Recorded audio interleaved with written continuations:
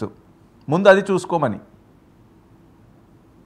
వర్మ గారు అనేక సందర్భాల్లో పవన్ కళ్యాణ్ గారు ఈ మధ్య కాలంలో మాట్లాడినటువంటి మాట ఏంటంటే, రాబోయే 10 సంవత్సరాల పాటు కూడా ఈ రాష్ట్రానికి ముఖ్యమంత్రిగా చంద్రబాబు నాయుడు గారే ఉండాలి అని నేను కోరుకుంటూ ఉన్నాను.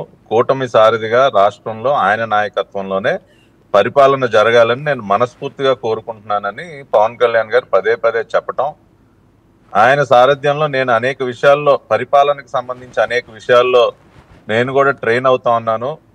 ఖచ్చితంగా ఆయన నాయకత్వం ఈ రాష్ట్రానికి అవసరం అని ఆయన అంత స్పష్టంగా చెప్తూ ఉంటే, ఇంకా పవన్ కళ్యాణ్ గారి ద్వారా ఏదో ప్రమాదం పొంచి ఉంది, ఇవన్నీ మాట్లాడుకోవటం అనేది సమయం వృధా వర్మ గారు. మాకు ఎటువంటి పొరపచ్చాలు లేవు, అద్భుతమైనటువంటి సమన్వయంతో మేము పనిచేస్తా ఉన్నాం. ఇవాళ చంద్రబాబు నాయుడు గారిని ఒక అన్నగా లేదంటే ఒక తండ్రిగా పవన్ కళ్యాణ్ గారు ఏ విధంగా భావిస్తా ఉన్నారు, ఇవాళ నా స్థాయిలో నేను శివశంకర్ గారిని కూడా అదే రకంగా భావిస్తా. ఎందుకంటే ఆయన సీనియర్, అనేక రకాలుగా ఆయనకు అనుభవం ఉంది. కాబట్టి రెండు పార్టీల్లో నాయకులు ఒకరినొకరం గౌరవించుకుంటూ మేము కలిసికట్టుగా ముందుకు వెళుతున్నాం.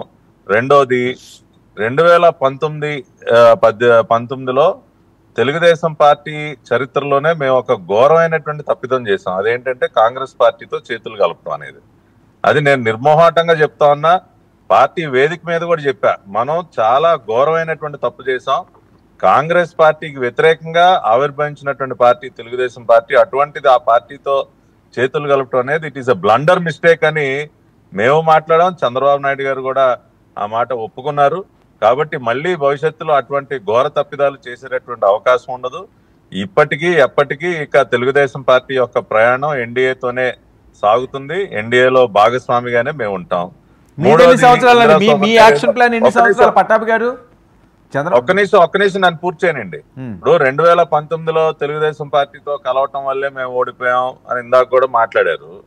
సరే, ఇప్పుడు ఆ తర్వాత ఎన్నికల్లో మీరు పోటీ చేసి గెలిచారు, సంవత్సరం అయింది, ఏం సాధిస్తా ఉన్నారు మీరు? ఇందాక అదే అన్నా, కనీసం కేబినెట్ కూడా విస్తరించుకోలేనటువంటి దయనీయమైనటువంటి పరిస్థితిలో మీరు ఉన్నారు. మీ ముఖ్యమంత్రి గారు ఎన్నిసార్లు ఢిల్లీ చక్కర్లు కొట్టినా కూడా అక్కడ ఏం ఫలితం లేదు. ఇవాళ రేవంత్ రెడ్డి గారు కూర్చుని ఎప్పుడెప్పుడు లాగేద్దామని చెప్పి కొమ్ములాట్లు, అంతర్గత కలహాలతో ఇవాళ అభివృద్ధి అనేది పూర్తిగా గాలి కొదిలేసి తెలంగాణ రాష్ట్రాన్ని ఇవాళ ఏ రకంగా మీరు వెనక్కి లాగుతా ఉన్నారో మీరు చూడొచ్చు. కాబట్టి ఇటువంటి ప్రశ్నలు ఇవాళ మిమ్మల్ని చుట్టుముడుతున్నాయి. ఇంకొకటి, గతంలో అరవింద్ కేజ్రీవాల్ గారు గతంలో వచ్చి మాకు ప్రచారం చేశారు, నేనేం అదేం కాదనట్లా, అది హిస్టారికల్ ఫ్యాక్ట్ అది.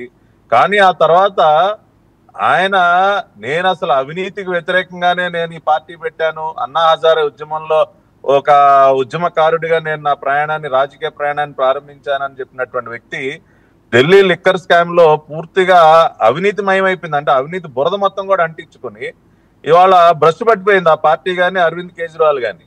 కాబట్టి అటువంటి వ్యక్తితో ఇక మాకు పనే ఉంటుందండి, అటువంటి వ్యక్తితో. కాబట్టి గతంలో ఆయన ఈ స్కామ్లన్నీ బయటపడక ముందు ఆయన ఆహ్వానించు, ఆయన గౌరవించు, కానీ వాళ్ళు ఆయన అది కోల్పోయారు. ఇవాళ మీరు చూసినట్లయితే ఢిల్లీ ప్రజలు ఈ రకమైనటువంటి తీర్పు ఇచ్చారంటే వాళ్ళు కూడా ఈ ఢిల్లీ లిక్కర్ స్కామ్ మూలాలు అర్థం చేసుకున్నారు. జగన్మోహన్ రెడ్డి లిక్కర్ మాఫియాతో చేతులు కలిపి అరవింద్ కేజ్రీవాల్ ఢిల్లీలో కూడా అవినీతికి పాల్పడ్డాడు కాబట్టి ఇవాళ ఆ స్థాయికి దిగజారి.